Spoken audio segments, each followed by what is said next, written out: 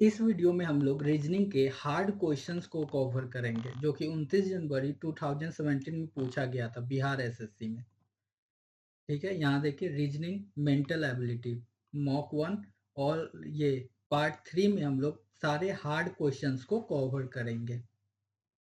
चलिए, क्या पूछ रहा है? Minimum multiple of 7 that leaves a remainder of 4 when divided by 6, 9, 15 and 18। 6, 9, 15 and 18 का पहले हम एलसीएम निकालेंगे। 18 का 36, ये गया 5, एलसीएम हो गया 180। ठीक है, 180। अब इससे कौन ऐसा संख्या है, ऑप्शन में चेक करेंगे जो कट रहा है और जो रिमाइंडर 4 दे रहा है। रिमाइंडर एक ये दे रहा है 4, एक ये रिमाइंडर 4 दे रहा है। अब वो मिनिमम मल्टीपल ऑफ 7 होना चाहिए। 7 से ये कट रहा है क्या? 7 दूना 14, 4 नहीं, ये नहीं कट रहा है, तो ये आंसर होगा। 7 पचे 35, 14 ये कट रहा है। आंसर ये हो जाएगा।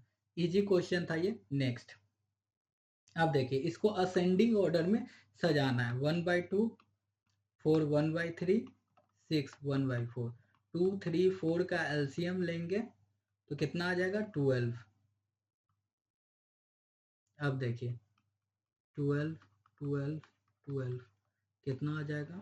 2 to the power 6, 4 to the power 4, 6 to the power 3। अब इसका क्या हो जाएगा? 2 दी पावर 6 का मतलब 32, 64। इसका मतलब 4 4 चौका 16, 256। इसका मतलब 6 काट को 216।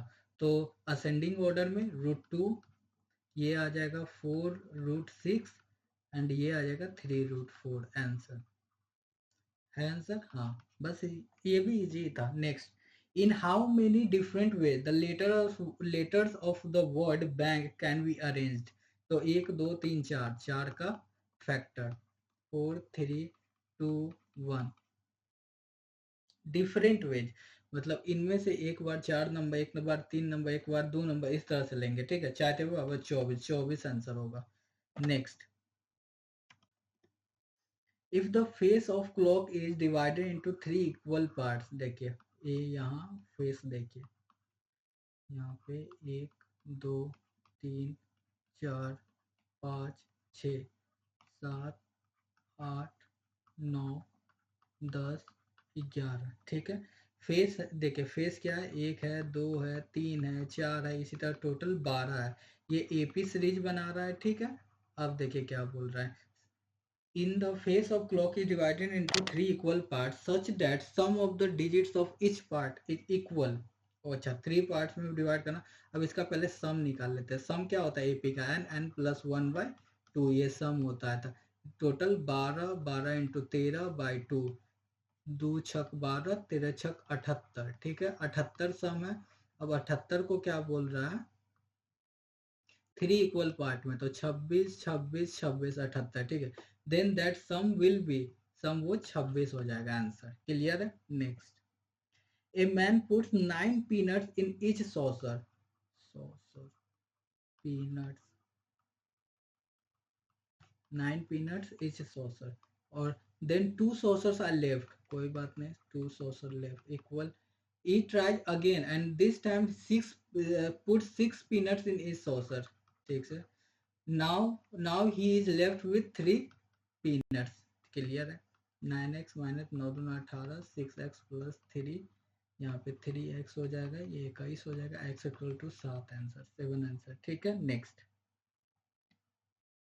There are 9 balls in a box, red blue black. ठीक है, 2 है, 3 है, 4 है। What is the probability that all the balls will be of different colors if 3 balls are drawn at random? ठीक है, देखिए इसमें से 3 बॉल रेंडम ही चूज कर रहे हैं और सब 2 में से ये 1, ये 3 में से 1, 4 में से 1। ठीक है, तो ये 2 3 4, ये कितना हो जाएगा? 9 8 7 6 3 2, 3 3 9, 3 3 गया, 2 चौक 8, 4 4 गया, 2/7 आंसर हो जाएगा। क्लियर है। नेक्स्ट, अब क्या बोल रहा है? X and Y rolls 2 dice and X starts the game, then the ratio of their chances of getting 9 first will be, देखिए X फर्स्ट बार रोल करता है तो इसका क्या है, पहले अगर 4 आएगा, दो दो दो दो डाइस को रोल करता है, तो फर्स्ट में 4 आया, दूसरा में 5 आया, फिर फर्स्ट में 5 आया, दूसरा में 4 आया, फिर फर्स्ट में 3 आया, दूसरा में 6 आया, फिर फर्स्ट में 6 आया, दूसरा में 3 आया, तो टोटल 4 बार रोल किया तो ऐसा आया। ठीक है,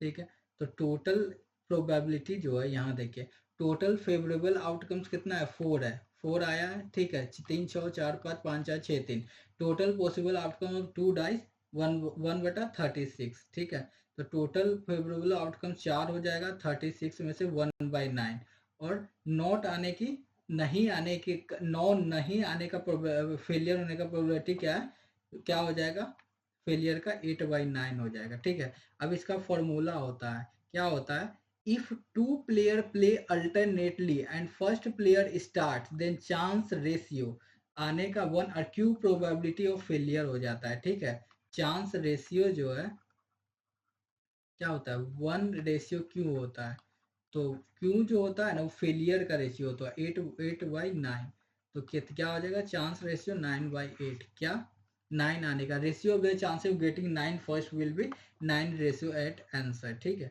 यहाँ पे क्वेश्चन को सिंपल वे में इजी वर्ड्स में समझाया गया है। ठीक है, नेक्स्ट, ये चांस रेशियो 1/Q, ये याद रखिएगा, ये फॉर्मूला है। नेक्स्ट, ये जनरेटेड फॉर्मूला है। Next, in how many ways can 5 twice be selected out of 12 twice if a particular twice is always included? मान लीजिए एक पार्टिकुलर ट्वाइज है जो कि फिक्स्ड है, तो उसको माइनस कर देंगे, उसको तो फिक्स कर देना है, और बचा जो 11 है उसी में से ना 4 चुनना है, तो 11 इंटू 10 इंटू 9 इंटू 8 इंटू 7 तो चला गया, अब देखिए 4 इंटू 3 इंटू 2 इंटू 1। ठीक है, 3 या 9, 4 दूना 8 गया, 10 30 इंटू 11 मतलब 330। ठीक है, ऐसे ये ट्वाई जो है ना, यहाँ पे देखिए कॉम्बिनेशन का फॉर्मूला लगा। ठीक है, ये कॉम्बिनेशन से लाया गया है, क्योंकि नेक्स्ट जो 4 है उसमें कोई ऑर्डर को नहीं बता रहा है कि इस ऑर्डर में होना चाहिए, उस ऑर्डर में, जहाँ पे ऑर्डर का बात ना करें वहाँ पे कॉम्बिनेशन का फॉर्मूला यूज कर देते हैं। कॉम्बिनेशन का फॉर्मूला जैसे 11 c/4, तो इसका क्या हो गया, 11 फैक्टोरियल 4 फैक्टोरियल, इफ 11 माइनस 4, ये हो गया कॉम्बिनेशन का फॉर्मूला। और वही परम्यूटेशन का फॉर्मूला होता तो परम्यूटेशन का हो जाता, यहाँ पे परम्यूटेशन का आगे समझेंगे।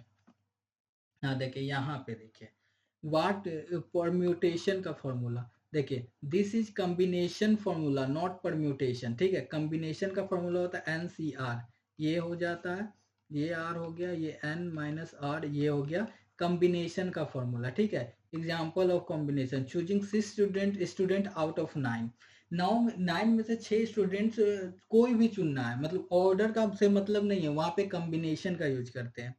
चूजिंग 6 ट्वाइज आउट ऑफ 9, जैसे यहाँ पे क्या बोला था, 11 में से 4 ट्वाइज चूज करना है, कोई ऑर्डर का तो मतलब ही नहीं है यहाँ पे, इसलिए यहाँ पे कॉम्बिनेशन का फॉर्मूला यूज किए। तो जैसे यहाँ पे देखिए 1 2 3 5 6 6 4 5 2 2 would be considered the same in combination. Combination में ये सब सेम ही होगा, क्योंकि ये बस चुनने के लिए बोल रहा है, कोई पैटर्न को फॉलो करने के लिए नहीं बोल रहा है। तो हम लोग सिलेक्टिंग चूजिंग ऑब्जेक्ट कॉम्बिनेशन का फॉर्मूला यूज करेंगे।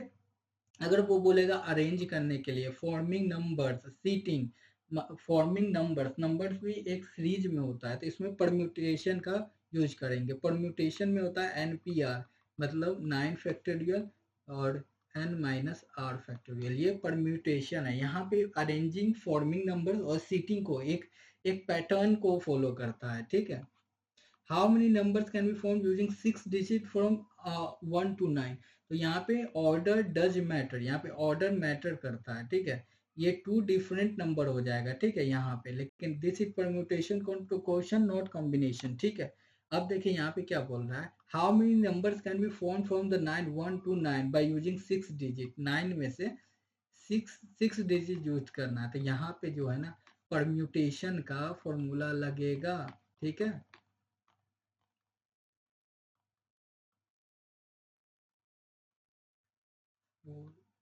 थ्री